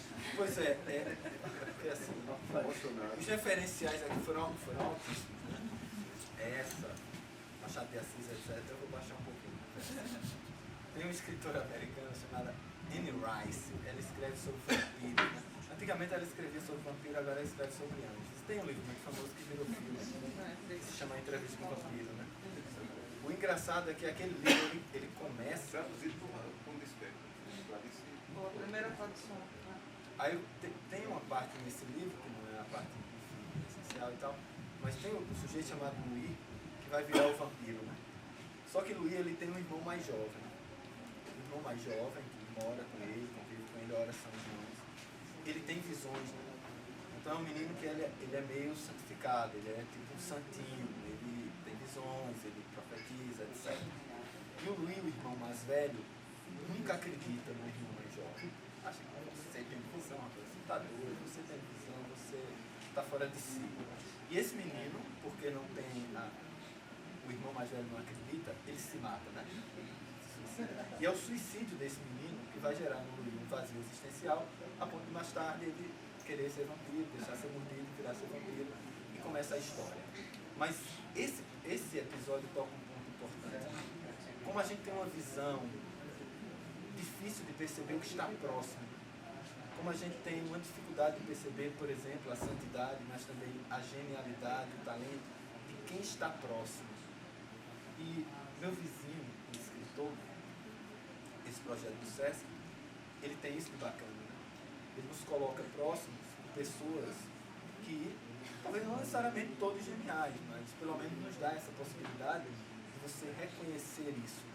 Porque é difícil você reconhecer o brilhantismo, a genialidade, o talento de quem está próximo. Às vezes, muitas vezes é preciso a pessoa se afastar, construir uma reputação, voltar e dizer, né? Tinha talento mesmo e tal. E o SESC, abrindo esse espaço, ele dá essa oportunidade da gente não cometer o mesmo erro do Luiz e evitar sermos vampiros. Né? Porque aí já E essa é uma briga nossa, porque assim, a gente sente, eu sinto muito assim isso, sabe, Mário? Eu queria que as pessoas abrissem um pouco mais mesmo. Pra mim, essas oportunidades de vocês aqui, pra mim, são brilhantes, assim. Porque a gente tá aqui com essa oportunidade de chegar, ler um trabalho e assistir, meu irmão, lógico que a minha apreensão da obra de arte é diferente da apreensão que o artista fez, né? Às vezes nem sei mais nem o que é isso aí, já deixei pro mundo e o mundo que agarra. Mas é muito massa saber dele que ele disse, já deixei pro mundo, sabe? E é muito mais fácil pra gente compreender, a partir daí, qualquer trabalho artístico e o mundo mesmo. Então, pra mim, assim, às vezes eu fico, enquanto artista também, porque eu tenho uma formação artística, às vezes eu fico danada mesmo, para não dizer um outro nome aqui, mais literário, virada, porque a gente é preciso trazer alguém de São Paulo, do Rio, do não sei aonde, para vir 500 mil pessoas. Embora isso não é a coisa vem mudando, mas é difícil essa formação mesmo, é muito difícil. Às vezes quando a gente sente isso na pele, dá vontade, às vezes assim, de fazer um texto e mandar e jogar pelo mundo. Aí todo mundo nem olhar mais pra minha cara. Mas assim, isso é um desabafo também, assim, mas e eu costumo dizer que esse projeto é um projeto no qual acredito e que eu tenho muita convicção, assim, de que ele é o projeto certo, sabe? Eu não sei ainda qual a forma que a gente vai levar, e para isso é preciso a gente precisa de crítica, de ajuda mesmo, sabe? De uma conversa, mas acho que o projeto tá certo, sabe? Precisa conversar e saber o que está sendo criado aqui, o que foi que levou o Ariano a fazer o trabalho dele, você, Fernanda. Isso. Eu acho que esse trabalho do SESC, que eu não conhecia na área de literatura, mas eu já tinha uma referência, uma ótima referência do trabalho do SESC na área de música. Então, eu, há alguns meses, estive conversando com o Henrique Andes, e Henrique Andes me dizia, rapaz, o trabalho do SESC na área de música é extraordinário, contou como foi o trabalho dele, os concertos que ele fez no Brasil, pelo SESC, né, que era uma referência. E esse trabalho, não só na área de música, como na área de literatura, ele vai contra a corrente de um sentimento dominante em Pernambuco, que Pernambuco é uma terra, além de paradoxos, de contradições e de paradoxos. Porque fala-se muito no orgulho pernambucano, de dizer que aqui é a melhor terra do mundo, coisa e tal, e no entanto os pernambucanos tendem, eu digo o seguinte, que pernambucano, muitas vezes, dizerem que ele é narciso, ele é o narciso às avessas, aquele narciso de Nelson Rodrigues, aquele que cospe na própria imagem. Por quê? Porque nós temos aqui, seguramente, sem nenhum ufanismo, eu sou capaz de citar tranquilamente a melhor poesia do Brasil. A melhor poesia do Brasil está em Pernambuco, né? A gente rende homenagem a Drummond, sabendo que Drummond, ele é um irmão, e mais, talvez um irmão menor de Manuel Bandeira. Eu vi nessa entrevista de Drummond ele dizendo, eu não seria o poeta que sou sem Manuel Bandeira. Foi ele quem me ensinou os caminhos, eu posso fazer poesia dessa maneira. Recentemente, nós tivemos um dos nossos últimos grandes poetas aqui, foi Alberto da Cunha Mello. Alberto da Cunha Mello, eu escrevi sobre ele várias vezes, que eu ficava profundamente revoltado, assim como eu fiquei revoltado com a situação do Canhoto da Paraíba, de ver Alberto da Cunha Mello se arrastando no ônibus para ir para o trabalho na Biblioteca Pública do Estado, lá no no Parque 13 de Maio. Eu via Alberto já sem condições de saúde, mas ele ia se arrastando. Né? Eu dizia, Alberto... Aí um dia eu fui visitá-lo lá, eu vi, ele trabalhava no setor de livro raro, cheio de poeira lá. Eu disse, Alberto, se nós vivêssemos em outra civilização, você seria o administrador dessa biblioteca pública. Você tomaria conta dela, não estaria aí. E é um dos nossos últimos grandes poetas. Além de Alberto da Cunha Mello, nós temos hoje, por exemplo, um poeta da altura de Marcos Acioli. Né? Nós temos o pessoal da chamada poesia marginal do Recife, que é seguramente a melhor poesia marginal do Brasil hoje. É feita por nós aqui no Recife. As pessoas não se dão conta. Na pintura, nas artes plásticas, os melhores pintores, nós estamos hoje aqui em Pernambuco. Temos aqui em Pernambuco. Tem a Guita Sharif, que tem a Abelardo da Hora, tem Gilvan Samico. Abelardo da Hora é o pai Adão da arte brasileira, pode-se dizer. Porque pelas mãos dele passaram Brenan, passou Gilvan Samico, Zé Cláudio, entendeu? Os melhores nomes das artes. E a gente não se dá conta disso. Pô, e na música, então? O que é que a gente vai dizer na música? Tinha Canhoto da Paraíba, né? Os outros nós temos Alceu Valença. E na área da música erudita, nós temos demais aqui. Então, esse trabalho do SESC vai na feliz contramão desse narciso invertido. Né? A gente não precisa ser narciso, nem muito menos ser narciso invertido. Né? A gente precisa descobrir, como dizia muito bem Cícero Dias, eu vi o mundo, ele começava no Recife. Isso é lindo, né? Eu vi o mundo, ele começava no Recife. Isso é lindo. Um dos maiores pintores brasileiros de todos os tempos. E o quadro é mais bonito. É mais bonito ainda. É isso. Esses são os seus agradecimentos ao SESC? Esses são os seus agradecimentos. Obrigado. Obrigado.